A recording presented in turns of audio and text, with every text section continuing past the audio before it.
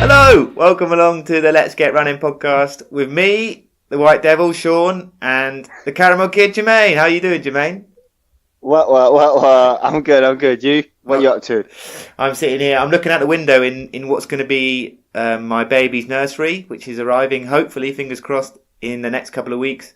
And I'm looking outside, and there's a cat that's trying to get in through the window right now. He's staring straight at me, which is nice. It's a nice way to start the show, with a cat in it. What about you? You're back at work? I am back at work. Craziness.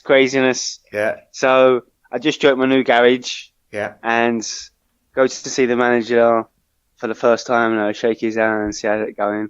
And then he goes, "Oh, I can't talk long. I've got a situation." I'm like, "All right."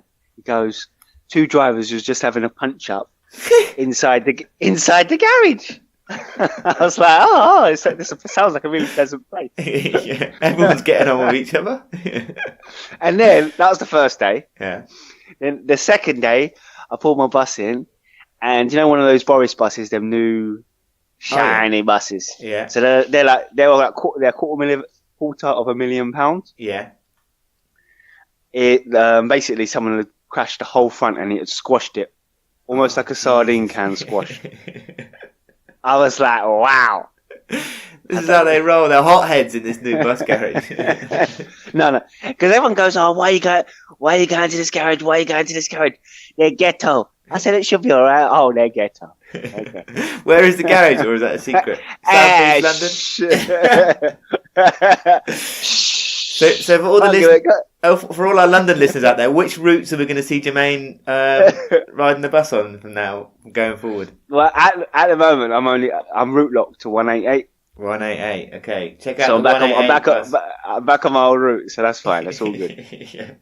Remember, buy those t-shirts, get on the bus, find Jermaine, take a photo, get it on Instagram, and the internet is yours. You won the internet. If anyone got on my bus with that t-shirt, I'd park the bus up, say this bus terminates here, and I'd give that person a free lift wherever they want. But all people who are new to this show, who are listening to this for the first time, they won't know what the hell we're on about. But we are obviously two runners. Jermaine is a bus driver. I'm living over in Amsterdam, but we want to talk today because we've got a really big guest on today's show. It's Kilian Jornet. So we're going to talk to Killian in a little bit. And during the interview, and obviously researching the interview, it's clear that Killian, doesn't define himself as a runner per se. So he defines himself as someone who lives in the mountains and he wants to be fast at moving through the mountains. So during the summer he runs, during the winter he skis, and it's not about running per se for him, although he is a disciple of the sport as it comes out during the interview. But it's about how he defines himself, and that is someone who wants to move fast in the mountains. And we thought, how do we define ourselves? That's quite an interesting question. How do you, as a runner or as a person, how do you define yourself and what you do? What do you think, Jermaine? How do you define? If someone says what do you do? I say I'm a track athlete, so I just call myself a track runner because obviously that's what I was best at. Yeah. Okay. When anyone asks about you, I always say, he's the obviously always say he's the fastest bus driver in London, but I always say, he's the British 1500 metre steeplechase record on it, and like, oh wow, and I'm like, it's because no one's done it. That's a low blow. It's like a mountain. I could set that record. What, 4:00? You can't even run 4:04 for 1500 on the flat. That's true. I'm just winding you up. But and it's like Sean's claim to fame. If we're doing a dissing match, Sean's claim to fame is getting a GB vest for running downhill fast. And I didn't even finish the race. I fell over. Yeah, and that's because no one does it. Yeah. That's very true. But has it changed? Like now you don't run as much. Do you still look at track runners and still feel like one of them? Do you know what I mean? Not really, because obviously I know I can't compete and stuff because I'm just not in shape. Yeah. But the one thing I would say is running obviously helped me in loads of different attributes in life, because you think running as a whole, you have to be good at communicating because you meet loads of people. Because before I started running, I was quite shy. I didn't really speak to much people. So when you get into running, Yeah. You know, like obviously you have to talk to people because you've got to find out what the session is. Yeah. And you join the group. Yeah. So you have to have that level of, you know, like communication. Yeah. And then also even small levels of mathematics, because you need to work out. You're going once around the track. Oh, that's 400 meters, and then you've got this much time for recovery. So you know, like it does help in certain aspects and stuff. Yeah, and I think as well having that kind of identity as a runner gives you confidence. Like if you know you're good at something, you're confident about it. Or you know you're a part of a wider kind of thing, a wider group. Gives you confidence that you belong to something. Like I went to Exeter University, and my first year I didn't like university. I just thought it was a waste. Like it was, I preferred my sixth form. Like I didn't think it was very. Like I was quite in a bad hall that wasn't really very friendly. But actually, what running did, having a part of a running club, it made me, you know, like you say, find new friends. It made me have an identity that I wasn't ever alone because you always had the running. Do you know what I mean? Yeah. And it just brings, because like you have to be organised, you know, like meeting people, punctuality. It definitely helps with aspects of normal day life without even realising it. Yeah.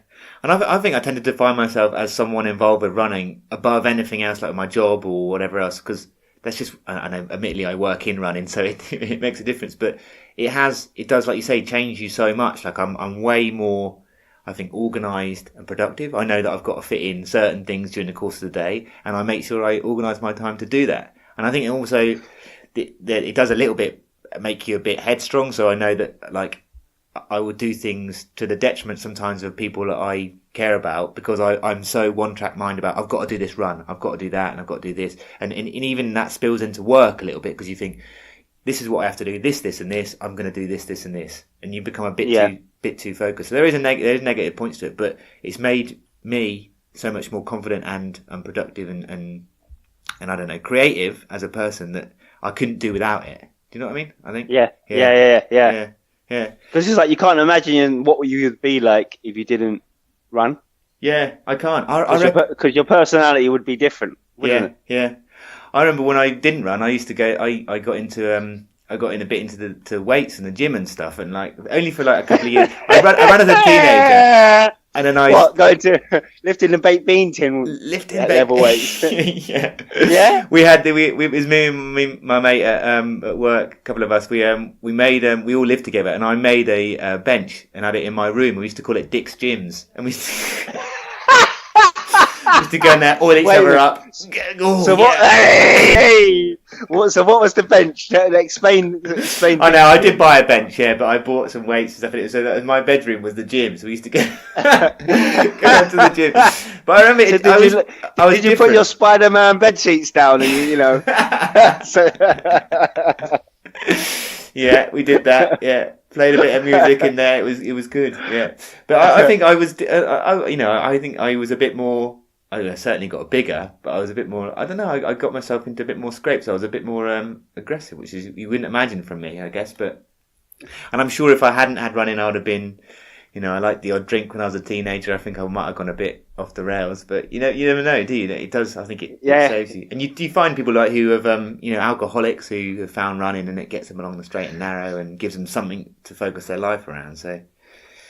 Well, loads of runners still like to party, like you think, and drink and stuff. Yeah. But the good thing about running helps wear off the blimmin' hangover, and also it keeps your body in a bit, better condition, so you last a bit longer. Yeah, absolutely. Yeah. Well, I guess Killian will talk a bit in the interview, like about how, like what running brings to him, and I guess like a sense of like exploration and being in the mountains and enjoying that kind of that feeling and that experience. And that, I guess for us as well, like it does, like exploring your body is quite an interesting thing, like exploring how far. Yeah, not in that way. That sounds weird. That sounds rubbing his nipple as he's telling me the story. Yeah. But I reckon, like, because when I was a baby, like I was a kid, I went to the doctors and stuff, and you have these medicals when you're a child, and then the doctor was like measuring my hamstring tightness and all that sort of thing, and he said, listen, because I was a chubby boy, I'm a fat man in a skinny man's body basically, and he said that don't worry about Sean. He's going to be all right, but he's never going to be an athlete. Never going to be much. And it's funny, like, because I think actually I've got absolutely zero talent at running. I'm rubbish at it. But what I've got is my body's got a talent for absorbing training. Do you know what I mean? So actually, like, for me, like, running is part of exploring how far my crappy body, that the doctor told me was crap when I was a toddler, how much I can manipulate my crappy body and get the best out of it. So I guess as well as Killian exploring mountains, I'm exploring my body is part of what the enjoyment of running is all about. But we should listen to him. We should stop rabbiting on about our bodies and be doing gym exercises in your bedroom with three mates. if that's what you call it, Sean, before you're married, that's fine. That's fine. Dick's Gyms, everyone's welcome. Come on round. But here we go. Here we're going to talk to Killian now. So here he comes up.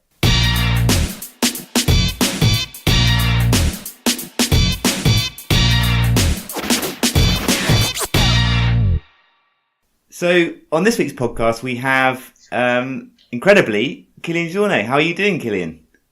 Very good. How are you? Very well, yeah. I'm not enjoying the weather here in Holland. It started to rain here, but hopefully it's better over in London where you are. Yeah, actually, it's clear skies, just some light clouds. So yeah, I think perfect temperature for running. Perfect. And you're on a tour at the moment. What's the tour about? Yeah, I'm doing a kind of press tour all around the world, and like just meeting people, doing some film shows and book signings. So yeah, busy days. Like we started in Bangkok like 5 days ago, and now we are in London. We have been in US. So yeah, kind of all around. Fantastic. And we're specifically like a running podcast, but you don't really define yourself necessarily as a runner. But how would you define yourself? What is it what you do? What is it that you do? Sorry. Well, I think I go into the mountains. I love mountains. Is the place where I feel like kind of connected with something, and where I can do activities that motivate and that excite myself. So I think like running or other activities as skiing or climbing are kind of like tours to move on there. Yeah. Okay. And so why is it that you train? What motivates you? What are you attempting to do? Are you trying to get faster? What's your goal with the activities you do? Well, I think the goal, the ultimate goal is to be happy, and to be happy for me it's to be there. Like, I think what's interesting on running, especially, it's like a journey. It's a travel. It's an exploring, and you explore like the landscapes outside. Yeah. So and it's cool because like. Running, it's a pace that you can really embrace all the landscape at a speed that like when you go like driving or you go cycling, it's like you are watching like the landscape in a TV. Yeah. And when you are running, like you can really feel it. You can smell. You can see the ground. So it's really like interesting to experience this the landscapes on the running pace, and then it's also like an internal discovery because it's to put challenges on yourself and to see if I can do it. So it's to discover at the end like who I am and where are my limits. Yeah. Okay. So it sounds like it's something that you don't ever feel tired of, really. No, like that. Then, like racing and like the wish of winning a race or some things like that. It's interesting in a way that it motivates you to push harder. Like it's easier to train hard if you think, okay, in 2 weeks I have this race and I want to win, and these guys are training very strong. So, like you need to do it, but it's just kind of like the excuse for really training hard. Yeah, and in terms of the running and the racing, like. Very early on in your early 20s, you'd won all the major sort of mountain ultra trail events there was to win. Is there any event you look back on sort of during that period you look back with special affection at? Well, I would say like what I'm happy about what I have been doing, and at that period it was more than like one special victory. It was the fact that I was able to run different distances at the same season, like Yeah. do some really good results in ski mountaineering and like in some long distance run and short distance and vertical kilometers. So like I have always been looking more for being polyvalent and being able to run different distances than only like to try to perform well in one of those. Yeah. And then, like, sort of for us English listeners, last year, it was 2017, you broke the Bob Graham round record. What was that experience like? How does that fit into your kind of like your pantheon of race and record breaking events? Well, Bob Graham, it was amazing. Like it's great. First, like how many people is running, how many people is like enjoying the outdoors there in Lake District. Yeah. So it was great to be there and experience like this ambience, and then like the history of running in the mountains started here in UK and especially in the lakes in the 1600 and 1700. It was so like if today I am running in the mountains or any people is running in the mountains, it's because at that time like some guys started to run here in the Lake District. So like it was kind of like running in that history, and that's something that it's just amazing. In the footsteps of a legend. Yeah, exactly. Like it's and seeing what like Billy was doing at the time, and it's incredible how fast they were. Yeah. Okay. And it's obviously with both mountaineering and with your running pursuits, you've been through some pretty challenging moments. Right, I'm really interested in the psychology of both runners and mountaineers. Like, what goes through your mind, like when you're putting yourself in these difficult situations? I know it's difficult to say because they're all different situations, but when you think you can't go any further and you're really struggling, what goes through your mind? Do you have an internal battle and a dialogue in your head? Yeah, sure. That many times it's hard, and like situations can be really on the limit and be very uncomfortable because it can be pain or because it can be dangerous. It can be like a objective risk. So I think it's very important to try to take away any emotion when you are doing this kind of activities, because like emotions is the ones that will put you in really dangerous situations and take the bad decisions and at the end like have an accident or somehow. So both like you start to do like stupid things, but the same like on the other side, like if you have euphoria, if you are like super excited and you have like explosion of happiness, that's the same, like then you will take less attention and then you will do some mistakes. So at the end it's like to try to be really cold-blooded and like to take the emotion away, but for that you need to train a lot on putting yourself in situations where you are not supposed to be comfortable and ending up there. Yeah. Is that difficult to train that in the way that, obviously where you live in Norway, the area, the terrain. Is it difficult to put yourself into situations where you feel uncomfortable in your training? How do you do that?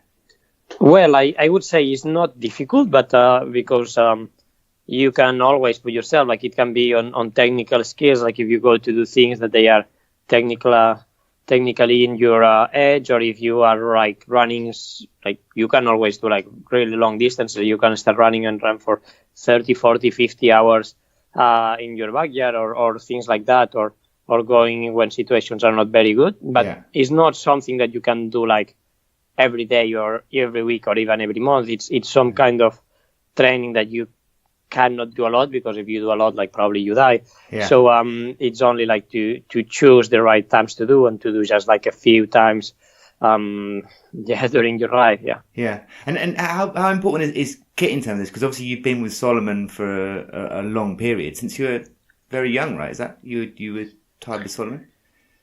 I started actually working with Solomon in 2004, so I was like 16 years old then. Wow. And and then the last 10 years we have been like working really close together. And I think what's cool with Solomon is that they have like some people that they are exclusively dedicated to help athletes to develop like gear and specific needs. So it's great like to have someone that you can call there and say, okay, I think I want to do this kind of distance or this kind of running, and is nothing out there that it's good for this activity, and start to work together on create gear. Just and many times it can be really crazy ideas, and they will probably never like go out, but it's good that it's that they have that that you can do it. And I guess in difficult situations, and you when you've had a role in creating kit and you've had a role in the design process,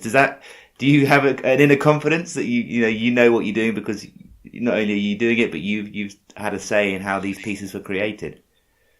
Yeah, and that's very important, because like when we think about gear developing, like many times we only think about performance, like to run faster, or we think about comfort, like to be comfortable. But like I'm out in the mountains like every day a year, so it's a lot of hours there. So moments are many good moments, and it's many good bad moments too, because it's a lot of time there.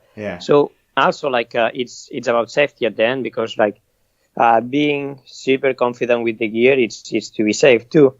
So like we want to be like not only good, but I think you want to have the gear that it's perfect to avoid like any problem, and then like being really confident on what we have, it's key.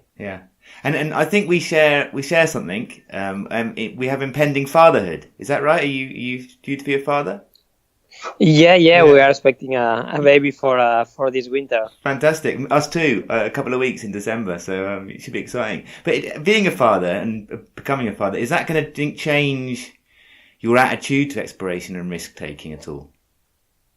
Well, like I don't know. Like I think it's nothing that you can plan. Like it's something that I will see, and of course, like it will change a lot of things. Like mostly on logistics, I would say, like to go racing and see which races to do, and this kind of things. When it takes of how I will be or like feel in front of some risk. Like I think that's something that. I cannot plan. Like it's just feelings. It's not like rational. Yeah. Okay. And sort of thinking now about your training, and your training's notoriously sort of free form. There's not a great deal of structure. But what does that specifically look like? Like, how do you plan your training out for a period of time, and then do you have very much structure to your training, or is it like the stories tell us? Is it quite off the cuff and relaxed? Yeah, like I don't have like a plan like day by day during like the whole year. But I know like the periods I need to do. Like now I'm in the off season, like these 2 weeks, so not training. But and then like I know that I will need to have like a 1.5 months build up, and so like doing volume and doing this kind of exercises, and then like it's mostly then depending the kind of project or race I have, like if it's shorter, if it's faster, if it's more flat, if it's more technical, longer or more mountaineering, then I build I have like a more specific period that it can be from 1 week to 3 weeks, and there I really try to do some more workouts that they are really specific for this kind of race or project. So actually I listen to the feeling when I'm running to see how my body is doing, but I like to read a lot of physiology, and I like to see what other people is doing there, like not only on mountain running, but like in athletics or in other sports, to get inspired and to try different things and see if it works well. Fantastic, because a friend of mine asked a question about your performance at Ziezinal, sorry, and then obviously Robbie Simpson, who is a British mountain runner, but also a quick marathon runner now. But you were able to push him, and you were able to you're as fast as him on the flat sections. Like, and he was wondering how you built that speed, and I guess you kind of answered that there, but is there any other thing you'd add to that? Yeah, actually, for Sierzinal specifically, I did some flat sessions. Like 2 weeks before the race, I started to do some more like distance. So I was doing some weeks around like 210 to 220 kilometers. Yeah. And then like they were really like a flat week. So I was doing like only between 12 and 15,000 meters of elevation those weeks. So like, at least I was doing 2-3 days a week, completely flat with a bit faster runs on that. So it was, try to get a bit used to run like on flat grounds. Yeah, fantastic. And you are one of the best descenders in the world. Do you focus on that specifically, or have you always been naturally gifted at that, at descending? Well, downhill running, I think, is nothing that you can really like improve very fast in a short period of time. Yeah. Because of course, I think like kind of like easy downhills, like when it's not very steep downhills, it's mostly like just muscular. So I think if you run fast in flat and you do like some speed running, it's good work for the muscles for easy downhills. Yeah. But for technical downhills, like the secret is just to spend like thousands of hours in the mountains and to get used to the terrain. So it's not like a tip there.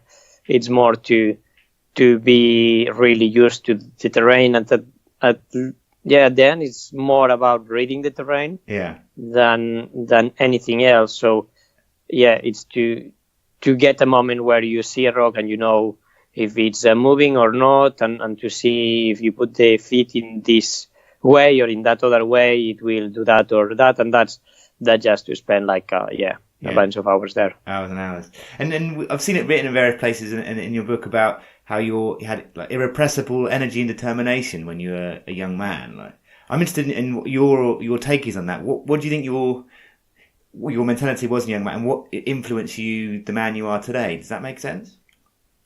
Like when I was young and when I was kid or teenager, like I was kind of focused and I knew what I wanted to do kind of. So like I wanted to train, and like I wanted to explore myself and my body in the mountains. So I really didn't care about social life or like anything like that. So then it was easy to just spend hours, and I think I was passionate about that, and it really didn't care about anything else. So it was easy to put the work on that. Yeah, and were you kind of difficult to almost to control? Were you hard? Were you always looking to push boundaries, even in all areas of your life? Were you always kind of keen to be on your own and to be out pushing and doing your own, setting your own course?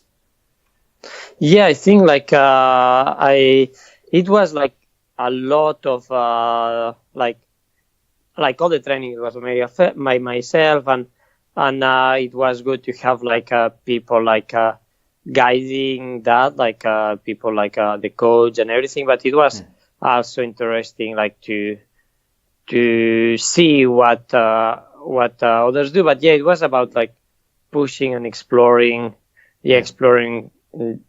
myself and the limits. I think it's interesting to see who we are, and to do that, like we need to explore the limits in each part of what we do. Yeah. And thinking about what's made you kind of the person you are today, like you're also, your stature suits mountains. You're short and powerful. And what else do you think it is, coupled with that kind of desire to explore and your stature? What is it that set you apart and enabled you to have such success? And do you think?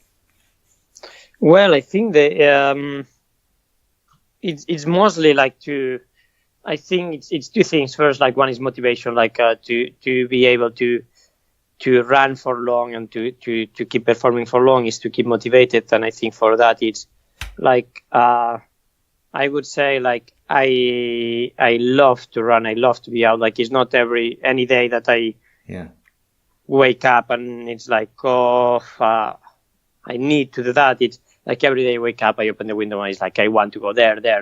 Yeah. So that's easy. Like and I think for that it's important to think realize that what we do it's not important, like to win a race or to, I don't know, be world champion or whatever. Like it's really not important. And when you realize that what we do is that, then it's like it's freedom, and we see that then it's really important only for us. Yeah. So I think that's in motivation it's key. Yeah. And on another way, I think like for the body, doing different activities, it's good for long-term careers. Okay. Like run, probably if you want to run faster, like you need to really like run and only do one activity all the time. Yeah. But I think that can mean like more injuries and more like maybe like overtraining or things like that. So I think like cross training, or like I only run like 6 months a year, like from November to April. Like I don't run a single day. It's only like about skiing. Yeah. So I think that that really helps on the body to use other muscles and to use other things and then get fresh. Yeah, I was going to ask actually about your ability to recover, because that is one thing, obviously, with with the 2 trips to Everest and various other races where you've run hard runs between sort of various big races and challenges. So obviously you have a great ability to recover. Do you attribute this to anything particularly? Well, recovery, it's like since I was a kid, it was something that I was good at, and I think it was because we were doing a lot of activity when we were like kids. From when I was 2 years old, we started to do some long hikes, and then like every weekend, every time like going to the mountain. So then it was, I think the body started to get used to the things. So then it started to create mechanisms to recover well between. Yeah. So I think childhood it's a key period for like building what our body will be. Yeah. And then like it's mostly like to get used to do that in training. Like people cannot expect to recover between one race to another if they train like 10 hours a week, because of course like the body then thinks that a race is something that it's a big effort. But if you are used to train like 30-40 hours a week and hard, then when you do a race, it's nothing more than another like kind of training day. Yeah. So then the body is used to recover. Yeah. And obviously, like you were talking about all these events and these challenges that you do, like it sounds. The next question sounds a bit weird, but I was going to say, do you lead a simple life? And like, what is it that brings you like the most satisfaction and happiness in your life, and where are you most content, do you think? Well, what brings me probably the satisfaction, I think it's first to visit places and to see new places. Yeah. Like this external exploration, but it's also like to try things. The curiosity and curiosity of see if something is possible. Yeah. And really like it's about doing things that I haven't done before. Yeah. In terms of like, I don't know, like I have the idea of doing this, and it's because it's exciting when it's in the limit between something that is realistic and something that I don't know if it's possible. So I think it's just the projects that are in this line that they are very exciting. Yeah. So it's projects that I would say that I fail the 50% of the times. Yeah. So then it's when it gets exciting. Yeah. Yeah. And what is that feeling like that you're searching for then? So can you put your finger on it? Do you know what it is with that finding new exploration and trying these things that you find difficult? Is there like a feeling, a sense of satisfaction that you're trying to achieve? Yeah, I think at the end, like we try to achieve like happiness, and happiness can come from many things. It can be these reaching goals. It can be about like adrenaline feelings when you are doing some kind of skiing, for example. It can come from being in doing a great activity with someone, with a good friend or your partner. So it can come from many different things, but then it's already to be happy. Yeah. And a question about sort of the mountain running scene. Like there are so many different sort of trail running, sky running, mountain running series. Do you think the scene as a whole would benefit from a coordinated attempt to bring all the best athletes, the best mountaineers together on one day to race? Yeah, sure. Yeah, that's a thing that I think all the athletes, when we race, like you want to be in races where it's a lot of people and it's very like the density is important, and the fight is real. So it's a few races where it's like that. We were talking Serginal before that. It meets a lot of people from different backgrounds, and that's great because you know that it's always challenging. But yeah, it's many races that you know before what you will do, like your result, and that's not very fun at the end because like we like competition for fighting. So yeah, I think like at the moment like it's so many different things out there, and then it's also like for people it's hard to understand. Like we think that running as a single sport, but like you cannot compare either like Urban Zemmer that he is the best doing like, or he has been the best in the last years doing like vertical kilometers with like Francois Den that he is doing like a long distance. So I think we need to understand that the sport is not something that we can pretend to describe as a format, but it's very different, and you cannot compare like the fair running here in UK because it's very technical. It's not like you go just straight with the races in US where it's kind of flattish and you need to follow the trails all the time. So I think that's also beautiful in the sport is not to try to make a format, say like in athletics, like wherever you race in the world, like it's always the same race. Like in trail running, it's completely opposite, and I think that should remain. That's part of the beauty. And looking ahead now, so you're in your off season at the moment, but what's your over the next 6 months? Do you have any kind of goals? Are you aiming towards anything particularly? Well, the next 6 months will be like the winter season, so only with the skis for me. Okay, and the baby, obviously. And the baby, obviously. Yeah, and the baby, obviously. So but it's I haven't decided next season. I will probably want to do some races, like some short ones, some long ones, and some project in the mountains. But I don't know yet where that will be. Just like now I'm excited to start skiing. Yeah, fantastic. And at what age? I'm now having thoughts about being a father and what age I'm going to get my daughter running. What age do you think your child's going to be on the skis out there on the slopes? Have you set a target? Yeah, like I think.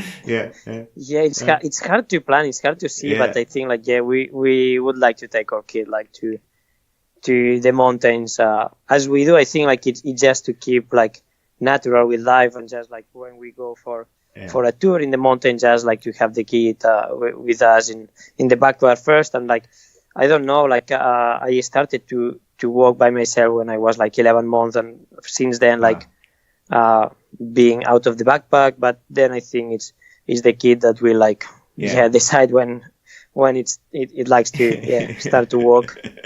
Good genes anyway, I think. Sure, it's a good experience, or like you know better than me probably, so it's it's exciting journey. And I've got 3 quick fire questions to finish off the interview, and they start with, if you could be anywhere now exercising, running, skiing, climbing, where would it be? Well, right now probably like home in Norway, like just to be there and like to start to ski in those mountains. Yeah, fantastic. Second question is, can you recommend us something, or it could be a couple of things, that you'd like us to check out? Sorry, some things too? Can you recommend us anything? So anything you like. It could be the film or a book, or anything you'd like to recommend to us, the listener. Well, I like for relaxing, like literature. Like I like to read, and like now I has been reading some good books of like, for example, like Milan Kundera or Alessandro Barrico. So like I think reading is a really great way to relax and then like to improve. I think it's like read like science papers, like go to websites like PubMed or that, and look like to where you want to improve. It's also like about reading. It's about like seeing what other people is doing and try to do it, to find a way to do it yourself. Fantastic. And what about kind of your film and book? Is there a recommendation for those two? Yeah, no, that's not me to say. Like, of course, like I would say that my film or like my books, like I hope people to read, but that's not fair. Like, kind of like it's. I cannot have an opinion on that, but yeah, I hope that people enjoy it. Like, actually, the film it's focused on the last expedition in Everest, but more than that, I think it's all the journey. It's all the journey since I was kid. What were the moments, the decisions, the hard moments that make me do everything the way I did. Yeah. And the book, it's a bit the same history, but also like more like some good images and some nice facts there. Yeah, fantastic. And our final question, I've still got one more to go, is what, in your opinion, and it's a question we asked to all of our interviewees, what in your opinion is the greatest endurance feat or performance of all time? And you can take that question how you like to interpret it. Yeah, wow, like it's hard to say, and like because we always like look, or we are more impressed by the last one. So like I think what Kipchoge is doing now, it's crazy. Like the time he did in Berlin this year, it's something like we haven't really realize and put in perspective that it's really, really amazing. Or what he did in Monza, it was like something like it's really, really for sure one of the biggest endurance feats. But also like, for example, what it's UK doing, like with so many fast marathons, it's something incredible. But like that's today, and that's what it's impressing us now. But if you look to the past, like it's so many facts, like things like that, and so it's interesting also to look back to the history and to see everything that has been has been doing during all the time. Yeah, fantastic. Well, that's the end. So thank you so very much for your time, Killian. It's good luck with your journeys around the globe. Have you got any more any more stages left? Are you back home in Norway soon? Yeah, we have some, like we are going to Milan this afternoon, and then like Paris and Barcelona. So it's nice. It's soon home. Yeah. Yeah, it's not a bad opportunity, is it, to get around to look at all these beautiful cities? I guess it's nice. Sure. Yeah. No, it's that's cool. Yeah. Yeah. Excellent. Well, good luck and good luck with your feats in the future, and most importantly with bringing up that baby. Yeah. Thank you very much. Cheers, Killian. Cheers.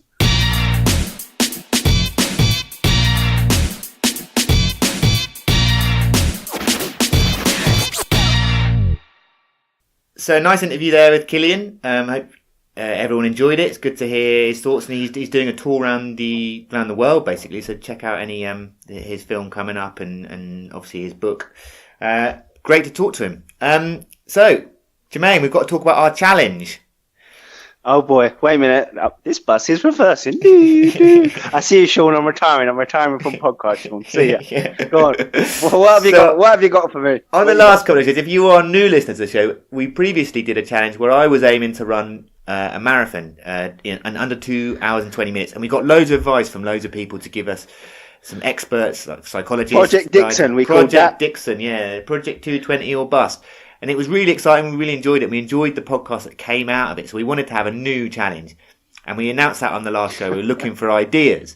We've had some good ideas. We had a couple. Sean Renfer gave us an idea of trying the Armagh 5K, and if you know what the Armagh 5K is, it's like the fastest 5K in UK. It's absolutely mental. Yeah. So yeah. So basically, they wanted me to be sweeper because I'd be dead last in it. yeah. It's a bit higher level of competition for us, but yeah, we might give that a go. That's a potential one. What did we had another couple? We had an Ironman was a suggestion, which I think we might give that one a miss. I think we had a specific Ironman from one of.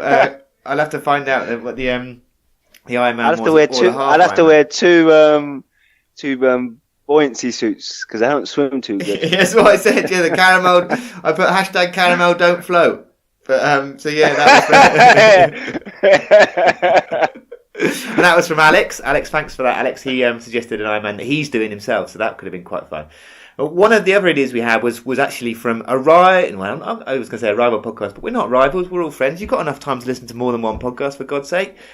He's Greg and Bren from Project 259. They suggested we have a battle of the podcasts, which I think is an amazing idea. So what we're going to do, we've got to find the details and get the details sorted, but we're going to try and do either a half marathon or a 10K in 10K sounds nice. 10K sounds nice. Let's be nice to the caramel. Let's make it shorter. Yeah, perhaps only a mile, Jermaine. That might be help out. Hey, 400. I'm all over that. I'm 400 meters. But the idea was to have a race and have races on both sides of the pond. So we'd have a race over in America, which could be maybe the New York marathon or New York half marathon, and a race over here in the UK, which could be the big half. So basically, the podcast hosts are going to run off and we're going to find against each other, and we'll take an average of our 2 times. So me and Jermaine have got to get ourselves in shape so we can run we collectively can run a good time, both of us, in that race. And all the other hosts will do the work. I'll let you do all the work, Sean. I'll let you do all the work. So we'll see who the podcast hosts champions are, but also we're going to try and get you listeners involved. So we want you to run these races, you to enter them too, potentially. Don't do it yet because we haven't decided which ones we're going to do. And we will also see who the fastest listeners are. So if you listen to this podcast and maybe you listen to another talk, maybe Marathon Talk, I think we're going to try and get those guys involved. They've got to rep the podcast they want to be repping. That's what you've got to do. If you want to rep the Mandem, rep the Mandem. You know, free Mandem drink to all. Let's get running runners. So if you want to rep us, you rep us. The details aren't finalised yet, but get yourself in order. Make sure the guys at the podcast you listen to, if you listen to a different podcast, get them involved. Let them know about this challenge. It's going to be the best running podcast. Who's going to win? Who is the champion podcast? It's obviously going to be us. We are full of Mandem drink. We are ready for this. So yeah, that should be exciting. So yeah, get involved with that, and hopefully we can get that sorted. Hopefully in the next couple of weeks, the next show we probably won't announce that on because I'm going to be having a baby. But if we don't, I'll get the details out maybe on Twitter, but also on our next show. You've got plenty of time till next Q1 of next year, so we'll give you plenty of warning. Training time. Training time. Let's get ourselves in shape. Perfect. Right. So you're back off to the 188 this afternoon, Jermaine? Yep. Lovely. Back on duty. Don't crash it. Don't get any fights. Hey. I'm not that kind of driver. Nice one. All right, sure. Yeah, All right, cool. Sean. I'll see you later. See you later. Bye. Bye.